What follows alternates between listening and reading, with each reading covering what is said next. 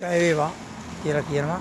අද දින මෙම හොරු එක්කහුව වෙලා උසාවියට ගෙනියනකොට මගදී පාරට බැහැලා ඒ මිනිස්සුන්ව බේරගන්න මේ හොරු ඔක්කොම කැමැත්තෙන් පාරට බහිනවා. හැම එකෙක්ම මේ රටේ හිටියේ හොරු. එහෙම නැත්නම් මංකොල්ලකාරයෝ.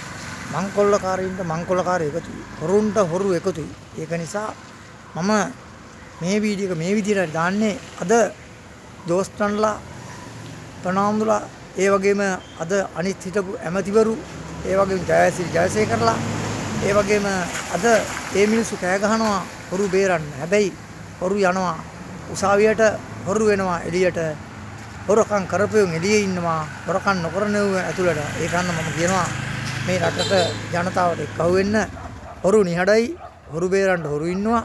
ජනතාව බේරන්න කිසිම කෙනෙක් නැහැ. ජනතාවට බඩු මිල යනවා බදු මිල ගහනවා.